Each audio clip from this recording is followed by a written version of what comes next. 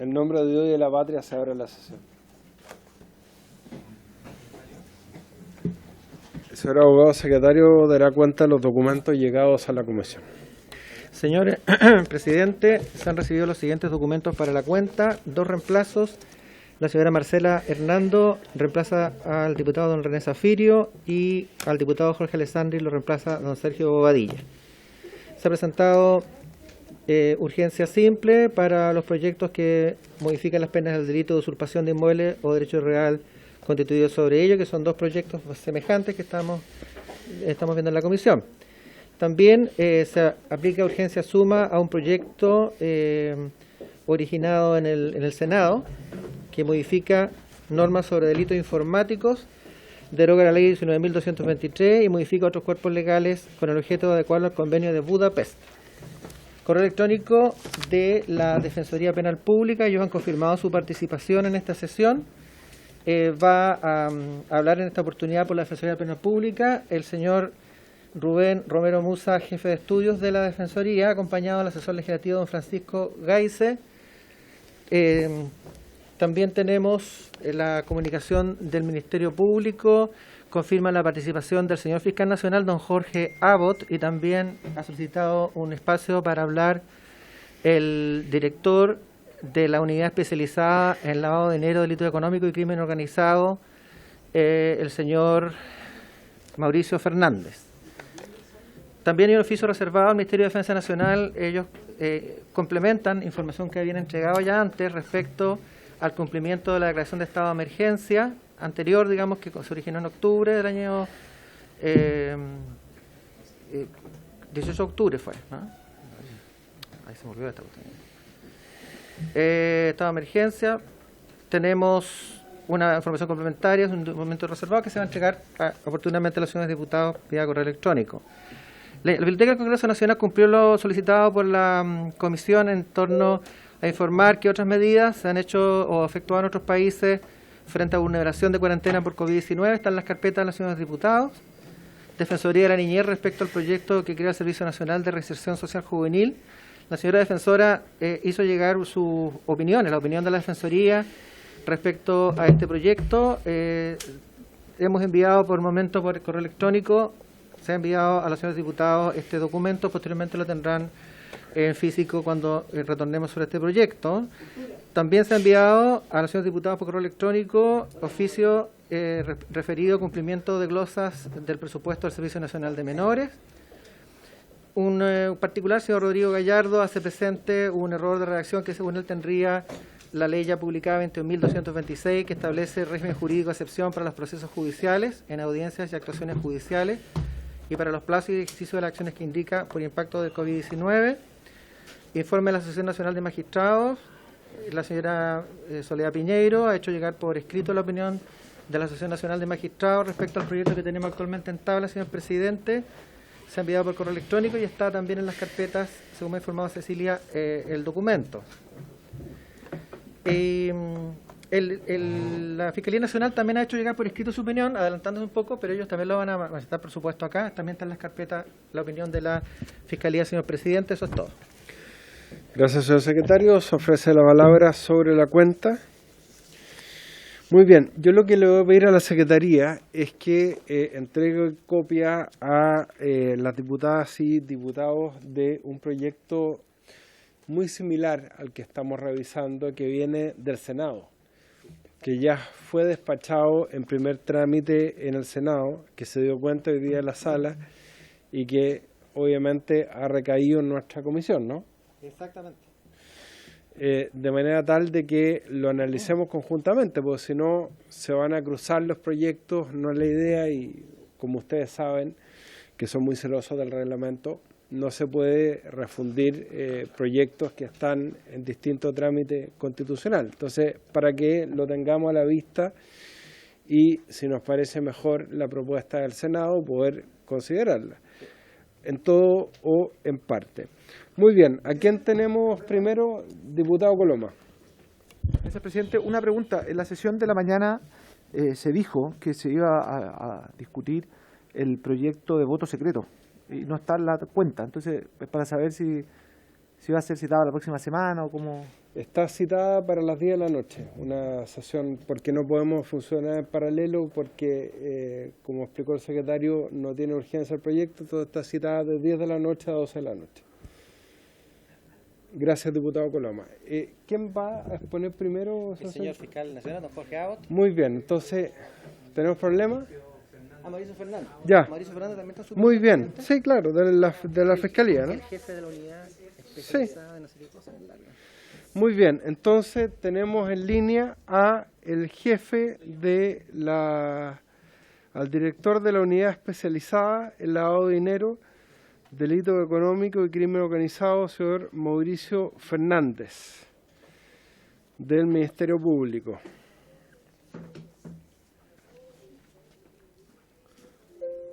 Ahí está. Buenas tardes. Don Mauricio, ¿cómo está? Muy buenas tardes.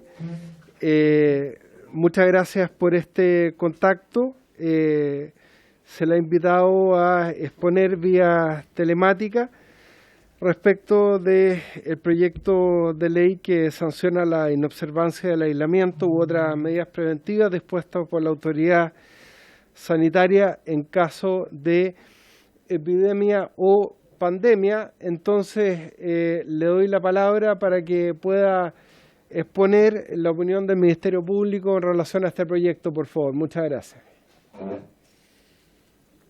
Muchas gracias, señor presidente, por su intermedio. La verdad es que, en primer lugar, como Fiscalía me parece relevante la revisión de las normas penales asociadas a graves atentados a la salud pública, en el contexto de que en la práctica hemos podido ver que muchas de las normas vigentes se quedan cortas, digámoslo así, en función de la magnitud del riesgo para la salud pública en contexto de pandemia. En esa perspectiva, ambas mociones parlamentarias nos parece que tienen algunos aspectos interesantes de rescatar y de destacar.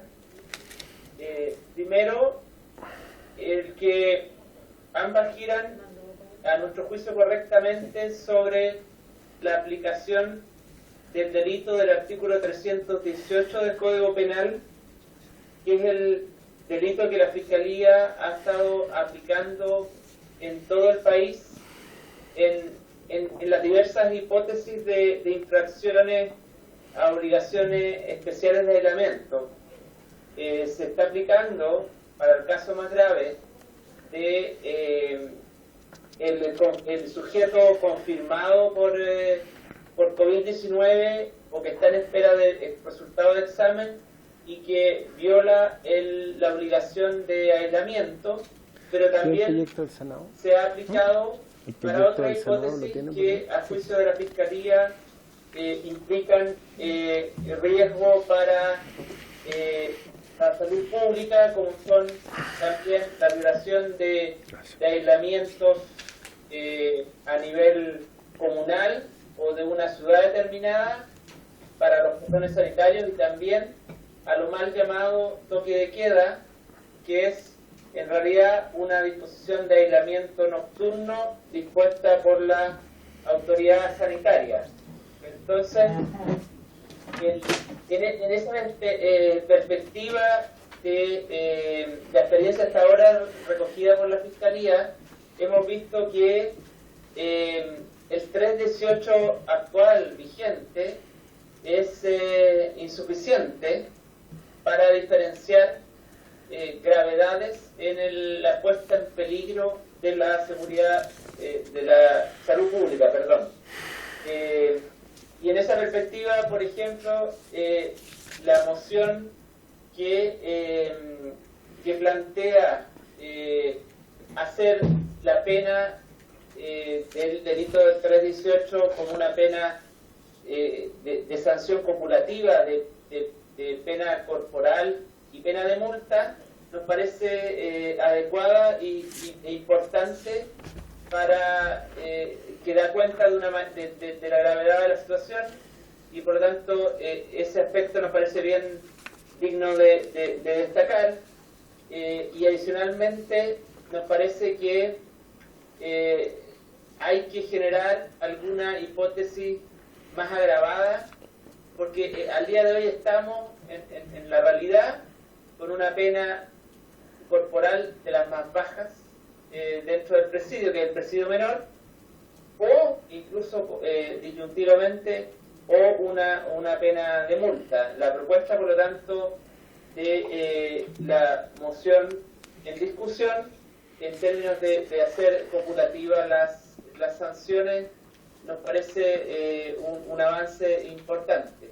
Junto con eso, también valoramos que se reconozca alguna fórmula para reconocer, valga la redundancia, una agravación en situaciones de mayores consecuencias o de mayor riesgo, más que consecuencias de riesgo, porque para nosotros es un delito de peligro y no de resultado de este tipo de delitos.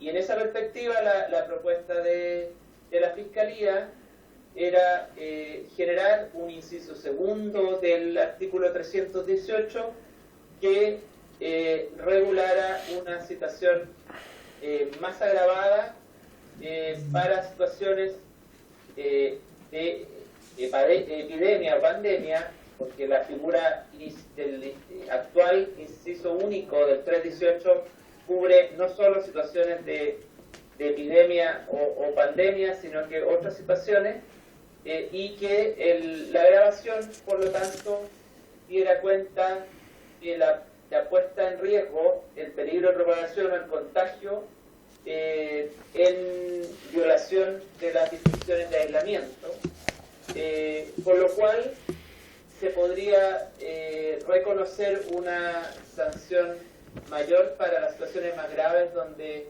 el sujeto pone en peligro, ya no abstracto, sino concreto, la salud pública porque, por ejemplo, tiene un diagnóstico confirmado de la epidemia, o sea, del virus o de la bacteria, en este caso del virus, que motiva la declaración de epidemia y pone en riesgo, por lo tanto, provoca, digámoslo así, el contagio o la propagación. Entonces, sin pretender grandes cambios, que también hay que tener cuidado con los ajustes normativos a nuestro juicio, en función de que el tipo penal a nuestro juicio está cubriendo las principales infracciones al aislamiento, pero quizás no con la severidad que lo amerita la gravedad de la situación. Creemos que hay varias cosas valiosas y rescatables que se pueden seguir mejorando, pienso yo, en la discusión en particular. Eso en términos generales, señor presidente, y disponible si hay dudas o consultas. Muchas gracias, don Mauricio. Ofrezco la palabra para hacer consulta en primer lugar al diputado Gonzalo Fuenzalía. Saludar a Mauricio y darle las gracias por acompañarnos. Yo tengo una duda porque el 318, o sea, la propuesta del Ministerio Público encuentro interesante porque diferencia a quién pone en peligro y a quién pone en peligro con, saliendo de la negligencia, sino que podríamos decir hasta con un dolo eventual porque está diagnosticado. Entonces ya podríamos presumir una mala fe. Pero ¿no será bueno señalarlo en la posible indicación que ustedes proponen, cuando dicen que el tiempo de pandemia o epidemia genere riesgo de propagación o contagio de agente viral por infracción? O sea, que diga que el que en tiempo de pandemia o epidemia, teniendo un diagnóstico confirmado o a sabienda de un diagnóstico confirmado, pone en peligro, para diferenciarlo mayormente del 318, porque para mi gusto quedarían, si acogiéramos esta indicación tal cual como viene del Ministerio Público, el matiz de diferencia con el 318 bastante, no me queda tan claro. Gracias, diputado Fuenzalía. Se ofrece la palabra. No sé si hay alguna otra consulta. Yo le quería hacer una consulta, estimado don Mauricio Fernández. Me sumo a la inquietud planteada por el diputado Fuenzalía, que claramente el dolo esté descrito de manera suficiente y que no estemos hablando de una situación de negligencia o culpa, y me parece que la propuesta del Ministerio Público, con lo que agrega el diputado Fuenzalía, va en la dirección correcta.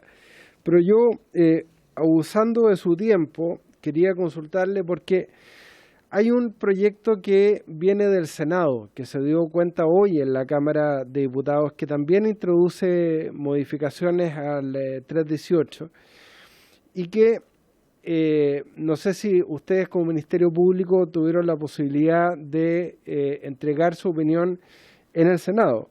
Pero lo que hace ese proyecto es que cambia la multa de 20 a 200 UTM y además incorpora un inciso segundo, tercero y cuarto nuevos como sanción al empleador, el que a sabienda y teniendo autoridad para disponer el trabajo de un subordinado lo obligue a trabajar presencialmente cuando éste se encuentre en cuarentena o aislamiento sanitario obligatorio. Ahí ellos proponen, el proyecto viene al Senado, que está en segundo trámite, es un castigo de presidio menor en sus grados mínimo a medio y una multa de 20 a 200 unidades tributarias mensuales, sin perjuicio de las responsabilidades civiles y laborales. No sé si ustedes tuvieron la posibilidad de opinar respecto de ese proyecto que ya fue despachado por el Senado, porque lo lógico es que nosotros debiéramos ver ambos proyectos de manera conjunta.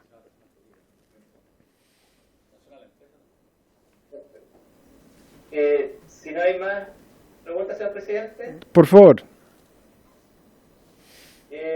Sí, bueno, primero, respecto a las consultas del honorable diputado señor Fuenzalía, la verdad es que también en una primera parte, por lo menos, alude a lo planteado por el propio presidente, la figura del 318 actual y también del reformado, ya sea por el Senado, o el proyecto del Senado, o estas mociones de la Cámara, operan o obran exclusivamente sobre figuras dolosas. No hay ninguna figura culposa.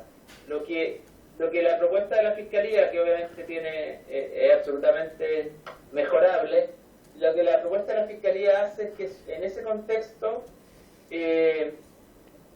para las figuras dolosas, incorpora una figura agravada en una hipótesis de peligro concreto y no abstracto. Lo que pasa es que hay confusión, y también incluso a veces en la autoridad e incluso a nivel policial, respecto de qué cubre el 318 al día de hoy.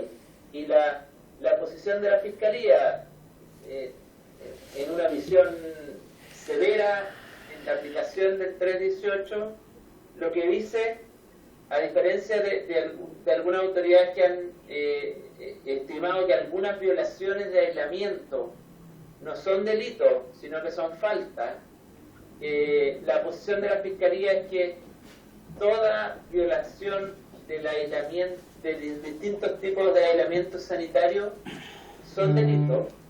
Y son delitos del 318 porque la Fiscalía interpreta que el 318 es un delito de peligro abstracto, o sea, basta violar el aislamiento dispuesto por la autoridad sanitaria en función de un grave riesgo para que ese sea un actuar doloso y ponga en peligro la seguridad, la salud pública. Por lo tanto, todas las hipótesis aluden a situaciones de índole dolosa, y violar la cuarentena por no cumplir la obligación de no moverse de las 10 de la noche a las 5 de la mañana, o violar la cuarentena por saltarse un cordón sanitario, o violar la cuarentena porque yo estoy en una comuna que no puedo salir de la casa, son a juicio de la Fiscalía todas hipótesis dolosas.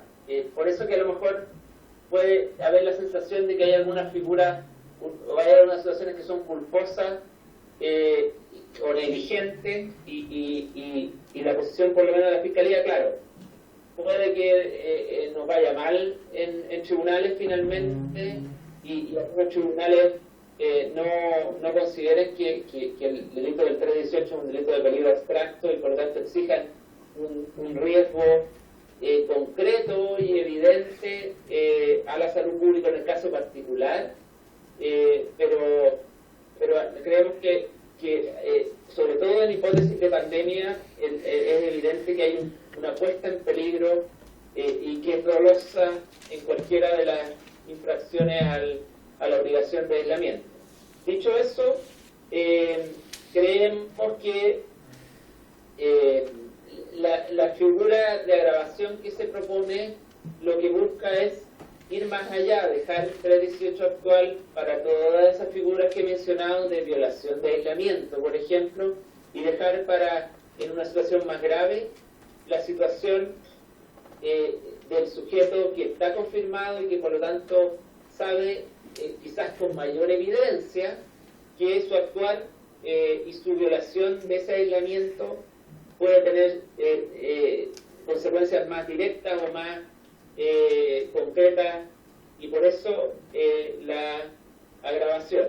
Ahora, yendo a la pregunta del señor presidente, yo lamentablemente no alcancé a detectar ese proyecto del Senado, lo voy a buscar, pero me parece que también es valorable que se aumenten las multas, porque de alguna manera hay una desproporción entre las multas de la índole sanitario en este caso, en que puede haber una sanción por la infracción sanitaria, pero también eso no implica que no sea además un hecho delictual, y las multas en el contexto penal que son bastante más bajas. Entonces obviamente nos parece valorable que el proyecto del Senado también se haga cargo del aumento de las multas.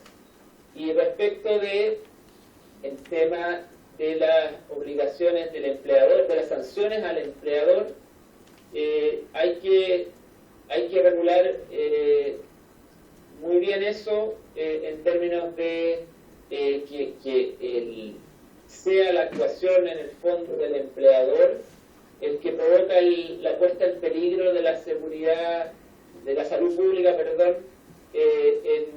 en hipótesis de obligar a trabajar. Quizá es más claro ¿Para esta sesión? en obligar a trabajar a alguien que tiene Mándela en el WhatsApp, por favor. un diagnóstico confirmado, por ejemplo, de COVID, y en otras situaciones de violación de normas sanitarias. Pero me gustaría ver esos dos están así. El proyecto del Senado no.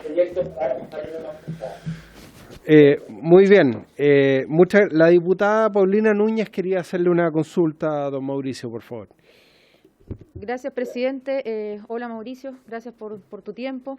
Yo tengo una consulta y quiero aprovechar la oportunidad de que estamos conectados, porque sin duda que, sobre todo durante esta semana, hemos estado legislando para dar respuesta a distintas inquietudes que tienen que quedar reguladas por ley a propósito de la crisis.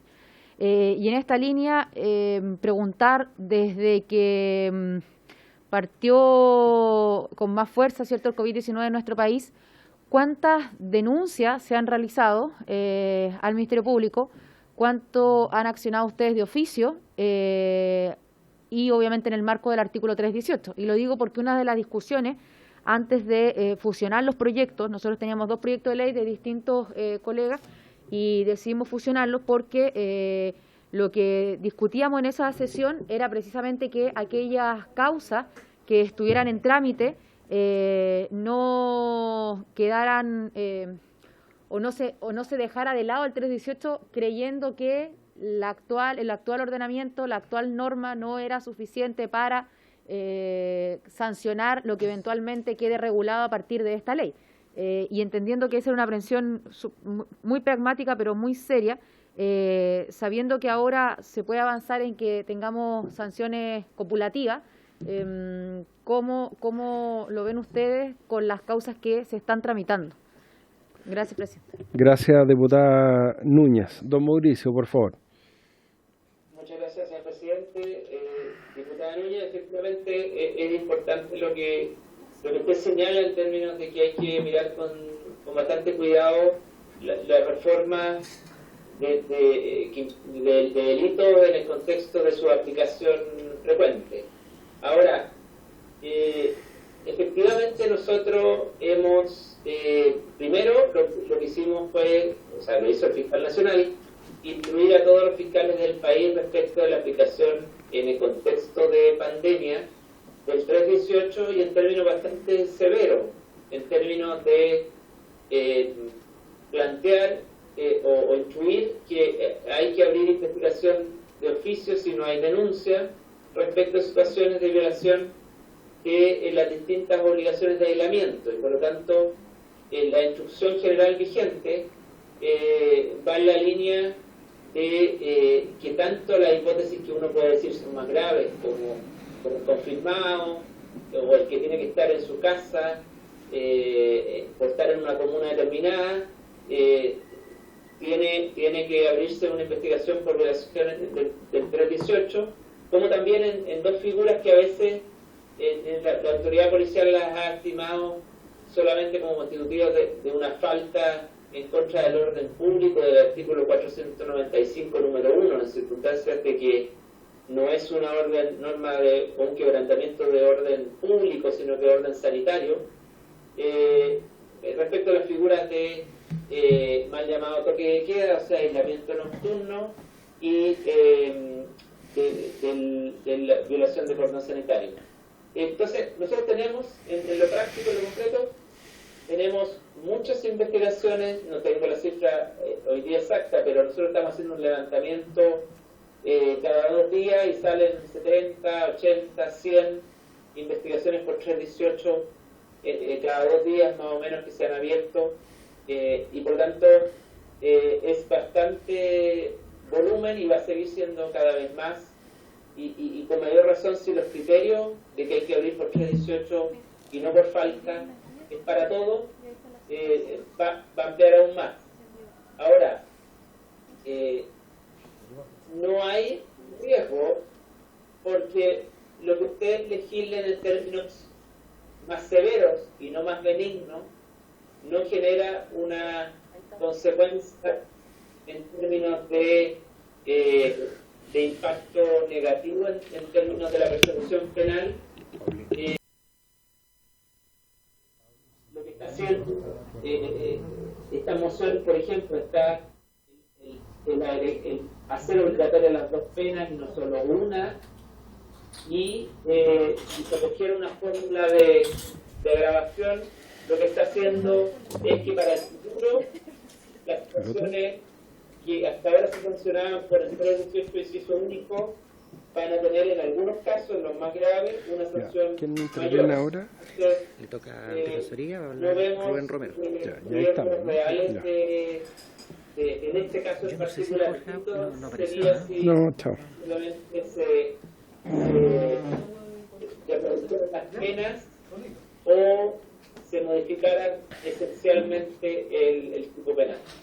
Bueno, le agradecemos entonces a don Mauricio Fernández por su intervención en representación del Ministerio Público, por su propuesta muy clara también. Muchas gracias. Hasta luego. Muchas gracias, señor presidente. Hasta luego.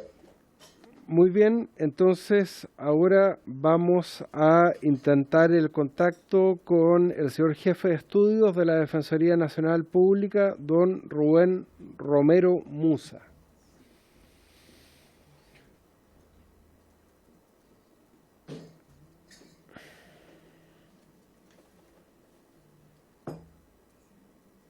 Bienvenido, diputado Lavaca.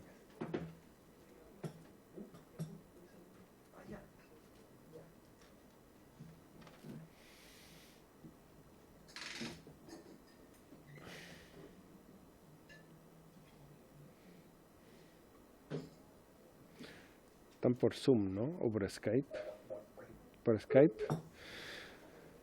Muy bien.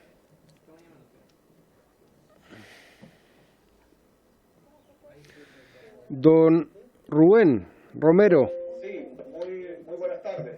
¿Cómo está? Muy buenas tardes. Muchas gracias por atender nuestro llamado. Lo escuchamos en relación al proyecto de ley, por favor. Buenas tardes, presidente. Muchas gracias por la posibilidad de participar. Y partiré refiriéndome al proyecto de ley 13304, en el cual se establece la ampliación del tipo penal del 318 a lo que es la infracción del aislamiento o cualquier otra medida debidamente publicada. En primer lugar, señalar que siempre es deseable que pudiese explicitarse también algún tipo de intencionalidad, como maliciosamente o con conocimiento, porque permite iluminar bastante mejor y distinguir la hipótesis de imprudencia o de negligencia o de descuido. Es decir, deja claro la parte del todo, como primera observación. En segundo lugar, señalar que nos parece que la infracción del aislamiento propiamente tal eventualmente puede ser una medida que ya se entiende incluida dentro de lo que es el quebrantamiento de las reglas de salubridad, sin perjuicio de que si los legisladores están considerando especificarla, precisamente puede generar una mayor especificación, como bien indico, sobre la conducta que se pretende sancionar dentro del conjunto de reglas que protegen la salubridad y la higiene pública. En segundo lugar, señalar respecto del inciso segundo que se pretende incorporar, es decir, aquel que refiere a que si se produjera enfermedad grave o muerte de alguna persona, la pena se aumentará en 1 o 2 grados respectivamente. En relación a este tema, estamos claramente viendo acá la hipótesis de un delito preterintencional, es decir, un resultado que el autor, en este caso el autor de la infracción a un aislamiento o a otra medida extraordinaria, comete adicionalmente, pero sin el propósito o sin representárselo, es decir, comete una grave una enfermedad o la muerte de una persona. Es decir, se produce un resultado no querido, una hipótesis que normalmente se le llama delito preterintencional. Ahora, lo que sería importante acá es destacar que la forma de sanción que se regula en esta propuesta legislativa es el aumento de 1 o 2 grados.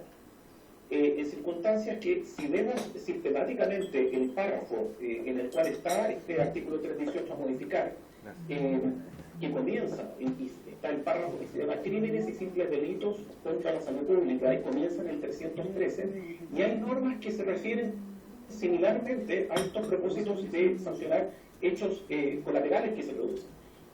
Bien vale la pena ver entonces el artículo 313C y el artículo 317, inciso segundo, que se refieren, si vemos el artículo 313, el artículo 313 lo que indica específicamente es el artículo 13C, que señala las penas a los delitos precedentes son sin perjuicio de las que correspondieron por la muerte, las lesiones u otras consecuencias punibles de los que eventualmente resultaron en la comisión de tales delitos.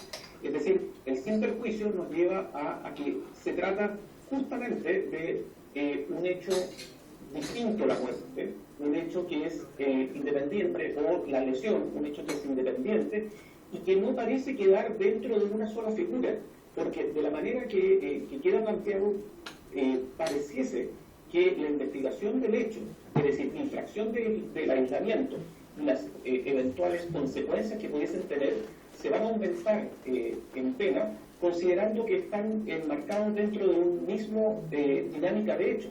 Y sabemos que naturalmente desde el aislamiento hasta que pueda acontecer alguno de estos resultados lesivos para la vida o para la integridad física, puede transcurrir tiempo. Es decir, va a haber un espacio temporal y entre medio puede acontecer que los medios probatorios también se diluyan.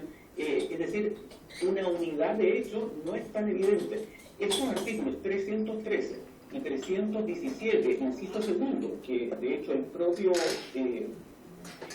proyecto menciona como el inspirador del aumento, está el 317, que el proyecto en su introducción refiere, se refiere precisamente a aquellos delitos de los 4 artículos precedentes. Si se produjere muerte o enfermedad grave, las penas se elevarán en 1 o 2 gramos. Pero podemos ver que esos 4 artículos precedentes son todos delitos bastante con dolo directo. Es decir, si vemos el 315, el que envenena comestibles, el que adultera comestibles, el que disemina gérmenes, todos son naturalmente hechos que llevan implícita una intención casi directa de afectar la salud. Sin embargo, en el caso que estamos viendo del 318, lo que acontece es hechos que son independientes a propósito de una infracción prácticamente al reglamento de medidas sanitarias. La solución que da el 317, en el inciso segundo, es sistemática si es que la siguiésemos en el 318 para sancionar este tipo de consecuencias. Dice, si alguno de los hechos punibles se cometiere por imprudencia temeraria o por negligencia, por infracción de los reglamentos respectivos, las penas serán de presidio menor en su grado mínimo o multa. Es decir, lo sanciona efectivamente reconociendo que pueden haber un cuasidelito. Y coincide justamente con lo que son los delitos preterintencionales, en que se componen por una sanción a un delito intencional, la infracción al aislamiento, más la sanción a un cuasidelito, esto es la consecuencia no deseada por esta infracción, pero que va mucho más allá del dolo y se sanciona a título de cuasidelito. Es decir, se forma un concurso. Esa figura del concurso se asimila, por lo que indico, a la figura del 317, inciso segundo, y a la del 313, letra C. Eso en relación al primer proyecto, el 13.304. Señor presidente, si me permite pasar al segundo proyecto. Sí, por favor. Perfecto. El segundo proyecto, 13.389. En primer lugar, respecto del número 1, letra A, que incorpora la infracción a las órdenes particulares emitidas por la autoridad. En primer lugar, nos permitimos reconocer que eso es un avance, porque la infracción a las órdenes particulares emitidas por la autoridad antes no estaba sancionada ni tampoco estaba prevista. Era, por así decirlo, una conducta atípica. Y efectivamente se puede considerar que tiene una muy buena explicación, porque no se podía asimilar la infracción a las órdenes particulares a lo que eran reglas de higiene o salubridad debidamente publicadas por la autoridad, considerando que las órdenes particulares, en primer lugar, tienen ese carácter específico, pero tampoco se pueden publicar debidamente por la autoridad, por la ley de derechos del paciente, son temas naturalmente confidenciales, y por lo tanto no se podrían publicar.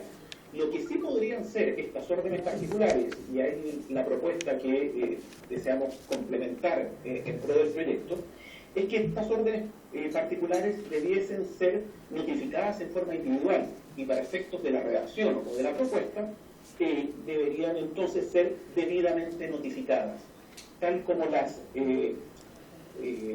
reglas de salubridad fueron debidamente publicadas. Las que son órdenes particulares la ley de derecho deberían del estar paciente. debidamente notificadas. Buen punto.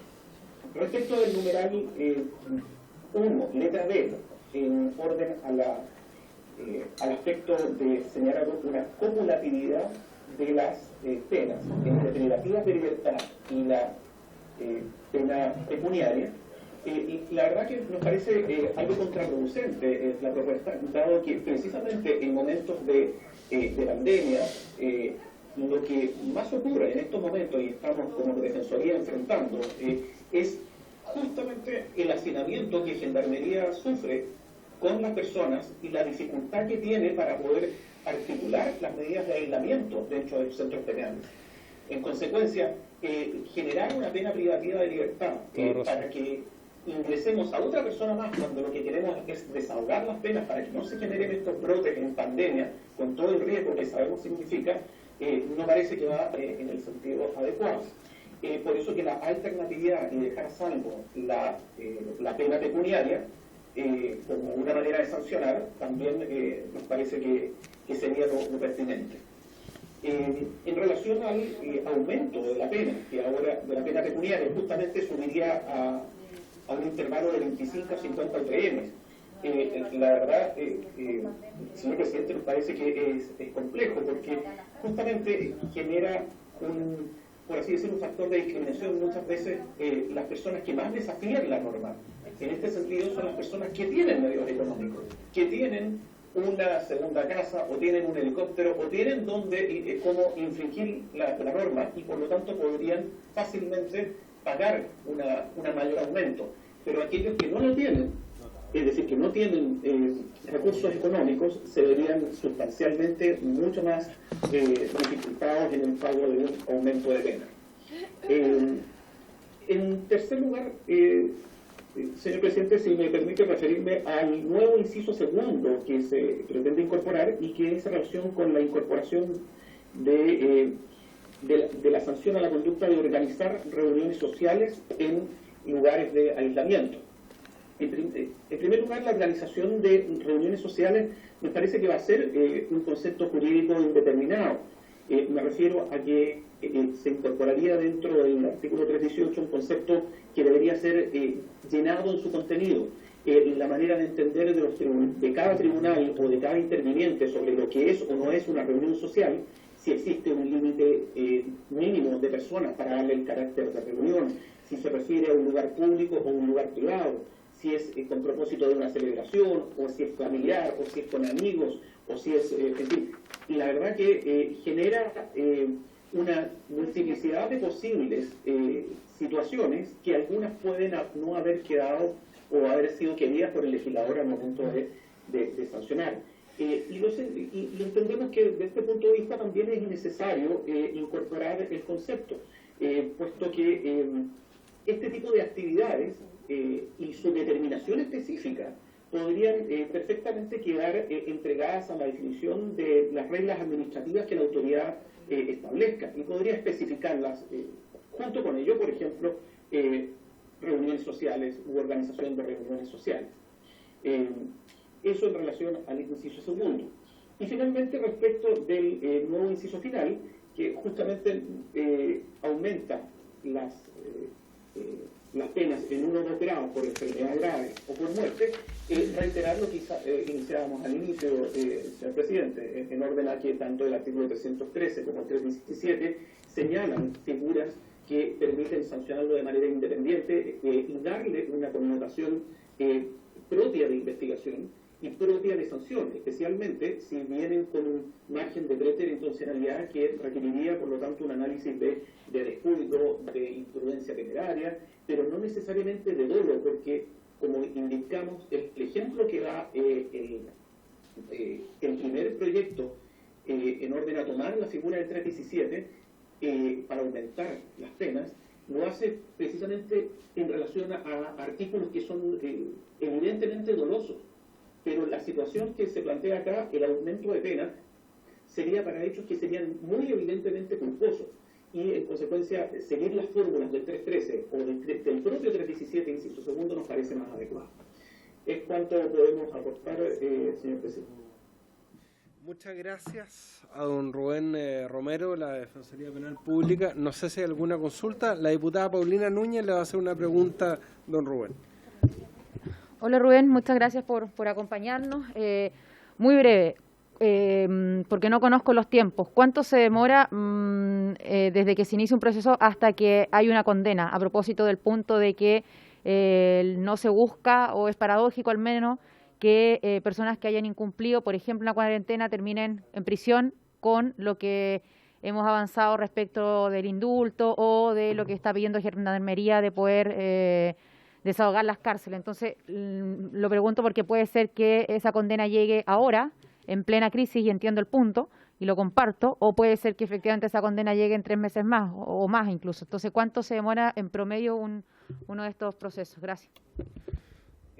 Don Robert. Una consulta, porque me permite especificar que la duración va directamente en relación, en primer lugar, a la investigación administrativa que haga el Ministerio Público, que puede ser el plazo de prescripción, o puede ser muy rápido, queda entregado totalmente a la política criminal interna del Ministerio Público, y una vez que decide judicializar la causa, luego tenemos lo que son los plazos propios de cada procedimiento, porque de acuerdo a las penas que se establecen, algunas perfectamente podrían caer dentro de lo que son delitos de procedimiento simplificado, y en consecuencia no hay investigación propiamente tal, y por lo tanto hay un requerimiento en el que puede aceptar o no responsabilidad a partir de la negociación que haga el fiscal. Desde ese punto de vista podría ser muy rápida la tramitación. Sin embargo, si le da el carácter de procedimiento ordinario, y sería ordinario eventualmente cuando las penas superan los 540 días, especialmente si es que vamos a aplicar aumentos porque hubo consecuencias colaterales, en esos casos un procedimiento ordinario naturalmente que va a generar un espacio de tiempo mayor, porque va a haber un plazo de investigación después de la formalización, y luego va a haber una audiencia de preparación de juicio oral, va a venir un juicio, y todo eso sabemos que hoy en día los plazos de agendamiento del tribunal lo extienden bastante. Entonces, finalmente queda entregado cuál es la tramitación mayor o menor y el procedimiento que escoja el Ministerio Público, honorable diputado. Muy bien. Muchas gracias a don Rubén Romero, que ha intervenido en representación de la Defensoría Nacional Pública. Le agradecemos su intervención. Muchas gracias. Gracias, señor presidente. Muy buenas tardes. Bueno, señoras diputadas y señores diputados, nos quedan 5 minutos para la hora de término de esta comisión, porque no entiendo, señor secretario, que no estamos autorizados a sesionar paralelo a la sala. No sé, en estos 5 minutos quería preguntarle, sobre todo a los autores del proyecto, cómo seguimos y si han visto también el proyecto que viene al Senado, porque lo que hace el proyecto del Senado es simplemente, en el caso del artículo 318, es aumentar la multa a 200 UTM, pero además, de alguna manera, incorpora un nuevo prisma que es la responsabilidad del empleador en hacer trabajar a personas a sabiendas que tienen que cumplir con una medida de aislamiento. Así que, bueno, ofrezco la palabra para ver cómo seguimos. Diputado Fuenzalía y después diputado Ilavaca.